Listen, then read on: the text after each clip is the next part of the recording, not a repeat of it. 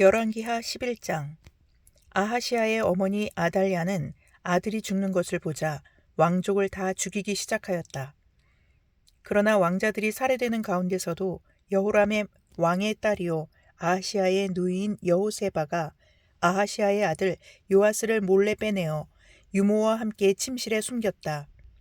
이때의 사람들이 아달랴가 모르도록 그를 숨겼으므로 그는 죽음을 면할 수 있었다. 요아스는 그의 고모 여호세바와 함께 6해 동안을 주님의 성전에 숨어 지냈으며 그동안 나라는 아달랴가 다스렸다. 7째 해가 되자 여호야다 제사장이 사람을 보내어 가리 사람의 백부장들과 호위병의 백부장들을 불러왔다. 그리고 그들을 주님의 성전에 있는 왕자에게로 데리고 가서 그들과 더불어 언약을 맺고 또 주님의 성전에서 맹세를 하게 한 뒤에 그들에게 왕자를 보여주었다. 그리고는 그들에게 이렇게 명령을 내렸다. 이제 여러분이 해야 할 일을 말하겠습니다. 여러분 가운데서 안식일 당번을 3반으로 나누어 3분의 1은 왕궁을 지키고 다른 3분의 1은 수루 성문을 지키고 나머지 3분의 1은 호위병들의 뒤에 있는 문을 지키십시오. 이와 같이 하여 왕궁을 철저히 지키게 하도록 하십시오. 그리고 안식일 비번은 모두 2반으로 나누어서 임금님께서 계신 주님의 성전을 지키도록 하십시오. 각자 무기를 들고 임금님을 호위할 것이며 누구든지 대열 안으로 들여오는 사람은 반드시 죽이고 임금님께서 나가고 드실 때는 반드시 경호하도록 하십시오. 백부장들은 여호야다 제사장이 명령한 것을 그대로 다 하였다. 그리고 그들은 안식일 당번인 사람들과 안식일 비번인 사람들을 데리고 여호야다 제사장에게로 왔다. 제사장이 백부장들에게 창과 방패를 나누어 주었다.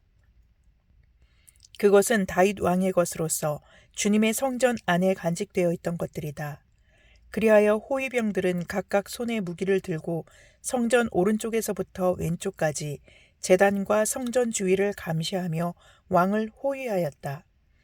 그런 다음에 여호야다 제사장이 왕세자를 데리고 나와서 그에게 왕관을 씌우고 왕의 직무를 규정한 규례서를 주고 기름을 부어 왕으로 삼으니 백성이 손뼉을 치며 임금님 만세 하고 외쳤다.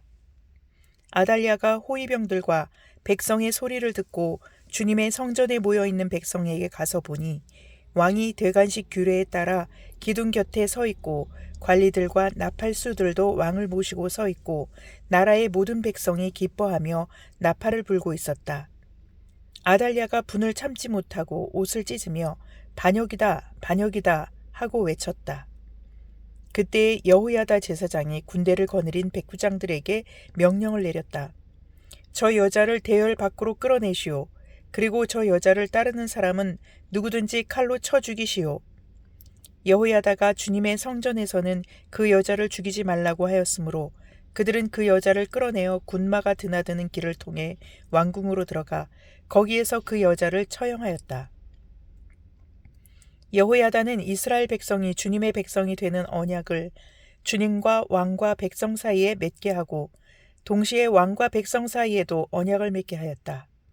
그렇게 하고 난 다음에 그 땅에 온 백성이 바알의 신전으로 몰려가서 그 신전을 허물고 제단을 뒤엎고 신상들을 완전히 부수어 버렸다. 또 그들은 제단 앞에서 바알의 제사장 맏단을 죽였다. 그리고 여호야다 제사장은 주님의 성전에 경비병들을 세웠다. 그리고 그는 백부장들과 가리 사람들과 호위병들과 그 땅의 모든 백성을 거느리고 왕을 인도하여 주님의 성전에서 데리고 나와서 호위병들이 지키는 문을 지나 왕궁으로 행진하여 들어갔다. 왕이 왕좌에 오르자 그 땅의 모든 백성이 기뻐하였다. 아달랴가 왕궁에서 칼에 맞아 살해된 뒤로 도성은 평온을 되찾았다. 요아스가 왕위에 올랐을 때에 그는 7살이었다. 열왕기하 12장. 예후 제7년에 요아스가 왕이 되어 40해 동안을 예루살렘에서 다스렸다. 그의 어머니 시비아는 브엘세바 사람이었다. 요아스는 여호야다 제사장이 가르쳐준 대로 하였으므로 일생 동안 주님께서 보시기에 올바른 일을 하였다. 다만 산당을 제거하지 않아서 백성이 여전히 산당에서 제사를 지내고 향을 피웠다. 요아스가 제사장들에게 말하였다. 주님의 성전에 들어오는 모든 헌금, 곧 일반 헌금과 의무적으로 부과된 헌금과 자원하여 주님의 성전에 가져오는 헌금을 모두 제사장들이 각 담당 회계로부터 받아서 성전에 수리할 곳이 발견되는 대로 그 수리할 곳을 모두 고치도록 하십시오. 그러나 요아스가 왕이 된 지 23해가 지나도록 제사장들은 그 성전에 수리할 곳을 고치지 않았다. 요아스 왕이 여호야다 제사장과 다른 제사장들을 모두 불러서 그들에게 말하였다.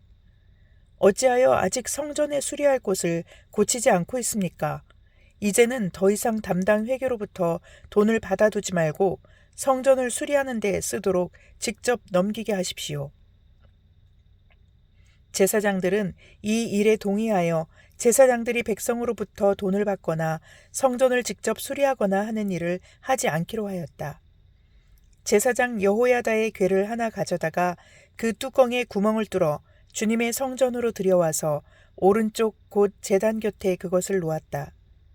그래서 문을 지키는 제사장들이 주님의 성전으로 가져오는 모든 헌금을 그 궤에 넣게 하였다. 그 궤가 헌금으로 가득 찰 때마다 왕실 서기관과 대제사장이 와서 주님의 성전에 헌납된 헌금을 쏟아내어 계산하였다. 계산이 끝나면 그 헌금은 주님의 성전 공사를 맡은 감독관들에게 전달되었고 그것은 다시 주님의 성전을 수리하는 목수들과 건축자들에게 지불되었고 또 미장이와 석수에게도 지불되었으며 주님의 성전을 수리하는 데 드는 나무와 돌을 사는 데와 그 밖에 성전을 수리하는 데에 필요한 경비로 쓰였다. 주님의 성전에 헌납된 그 헌금은 주님의 성전에서 쓸 은 대접들과 부집개와 대접들과 나팔 등의 금그릇이나 은그릇을 만드는 데 쓰이지는 않았다. 그 헌금은 오직 일꾼들에게 주어 그것으로 주님의 성전을 수리하는 데만 사용하였다.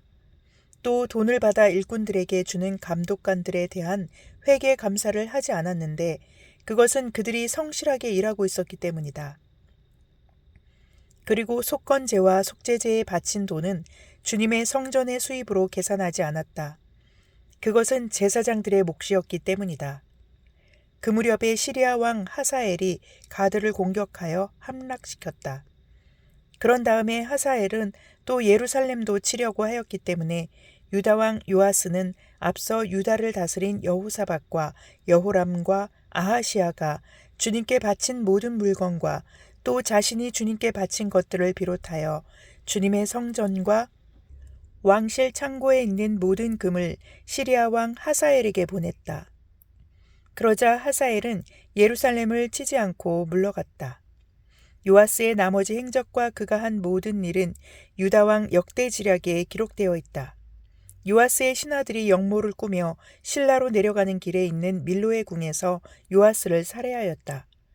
그를 살해한 신하는 시므앗의 아들 요사갈과 소멜의 아들 여호사밧이었다. 그가 죽으니 그의 조상들과 함께 다윗성에 장사되었다. 그의 아들 아마샤가 그의 뒤를 이어 왕이 되었다. 열왕기하 13장. 유다 왕 아하시아의 아들 요아스 왕 제23년에 예후의 아들 여호아하스가 이스라엘을 다스리는 왕이 되어 사마리아에서 17해 동안 다스렸다. 그러나 그는 주님 보시기에 악한 행동을 하였고 이스라엘로 죄를 짓게 한 느밧의 아들 여로보암의 죄를 따라가 그 길에서 돌아서지 않았다. 그리하여 주님께서는 이스라엘에게 진노하셔서 시리아의 하사엘 왕의 손에 그들을 넘기시고 계속해서 하사엘의 아들 베나닷의 손에 넘기셨다. 그러나 여호아하스가 주님께 간절히 용서를 구하니 주님께서 그의 간구를 들어주셨다. 이스라엘이 시리아 왕의 억압으로 고난을 받고 있음을 보셨기 때문이다. 그래서 주님께서는 이스라엘의 구원자를 보내어 시리아의 손에서부터 벗어나게 하셨고 이스라엘 자손은 예전처럼 그들의 장막에서 편안하게 살았다. 그럼에도 이스라엘 자손은 이스라엘로 죄를 짓게 한 여로보암 가문의 죄로부터 돌아서지 않고 여전히 그 길을 그대로 걸으며 사마리아에는 아사렛 목상까지도 그냥 세워두었다. 이 시리아 왕이 여호아하스의 군대를 공격하여 타작마당에 먼지같이 만들었기 때문에 여호아하스에게는 겨우 기마병 50명과 병거 10대와 보병 10,000명만이 남았다. 여호아스의 나머지 행적과 그가 한 모든 일과 그가 누린 권세는 이스라엘 왕 역대지략에 기록되어 있다. 여호아스가 죽으니 사마리아에 안장하였고 그의 아들 여호아스가 그의 뒤를 이어 왕이 되었다.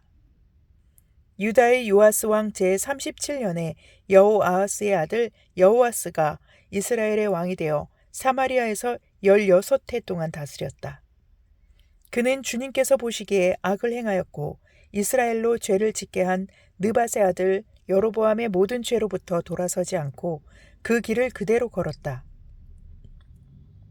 여호아스의 나머지 행적과 그가 한 모든 일, 또 그가 유다 왕 아마샤와 싸운 용맹은 이스라엘 왕 역대지략에 기록되어 있다. 여호아스가 죽으니 이스라엘의 역대 왕들과 함께 사마리아에 안장하였고 여로보암이 그의 뒤를 이어 왕좌에 올랐다. 엘리사가 죽을 병이 들자 이스라엘 왕 여호아스가 그에게로 내려왔다. 그리고 그 앞에서 눈물을 흘리며 말하였다. 나의 아버지, 나의 아버지, 이스라엘의 병거와 마병이시여. 엘리사가 그에게 말하였다. 활과 화살을 가져오십시오. 그가 활과 화살을 가져오자 엘리사가 이스라엘 왕에게 말하였다. 활을 잡으십시오. 그가 활을 잡으니 엘리사가 그의 손 위에 자기의 손을 얹었다. 엘리사가 말하였다. 동쪽 창문을 여십시오. 왕이 창문을 열자 엘리사가 말하였다. 쏘십시오. 그가 활을 쏘자 엘리사가 말하였다. 주님의 승리의 화살입니다. 시리아를 이길 승리의 화살입니다. 임금님께서는 아벡에서 시리아를 쳐서 완전히 진멸하실 것입니다. 엘리사가 또 말하였다. 화살을 집으십시오. 왕이 화살을 집자 엘리사가 이스라엘 왕에게 말하였다. 땅을 치십시오. 왕이 3번을 치고는 그만두었다. 하나님의 사람이 그에게 화를 내며 말하였다. 임금님께서 5번 치셨으면 시리아군을 진멸할 때까지 쳐부술 수 있었을 터인데 고작 3번입니까? 이제 임금님께서는 겨우 3번만 시리아를 칠 수 있을 것입니다. 그런 다음에 엘리사가 죽으니 거기에 장사하였다. 그 뒤에 모압의 도적대가 해마다 이스라엘 땅을 침범하였다.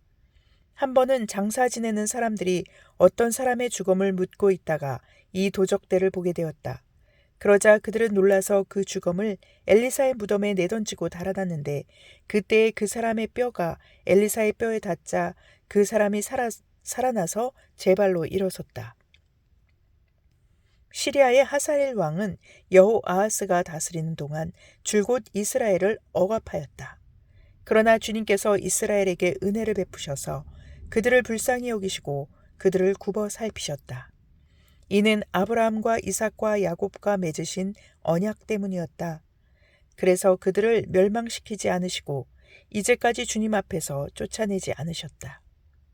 시리아의 하사엘 왕이 죽고 그의 아들 베나닷이 그의 뒤를 이어 왕이 되었다. 이때 여호아하스의 아들 여호아스가 하사엘의 아들 베나닷의 손에서 성읍들을 도로 되찾았다. 이 성읍들은 부왕 여호아하스가 전쟁으로 빼앗겼던 것이다. 여호아스는 3번이나 베나닷을 쳐서 이스라엘의 성읍들을 도로 되찾았다. 시편 128편. 주님을 경외하며 주님의 명에 따라 사는 사람은 그 어느 누구나 복을 받는다. 내 손으로 일한 만큼 내가 먹으니 이것이 복이요 은혜이다. 내 집 안방에 있는 내 아내는 열매를 많이 맺는 포도나무와 같고 내 상에 둘러앉은 내 아이들은 올리브나무의 묘목과도 같다. 주님을 경외하는 사람은 이와 같이 복을 받는다. 주님께서 시온에서 너에게 복을 내리시기를 빈다. 평생토록 너는 예루살렘이 받은 은총을 보면서 살게 될 것이다. 아들, 딸, 손자, 손녀 보면서 오래오래 살 것이다. 이스라엘의 평화가 깃들기를. 아멘.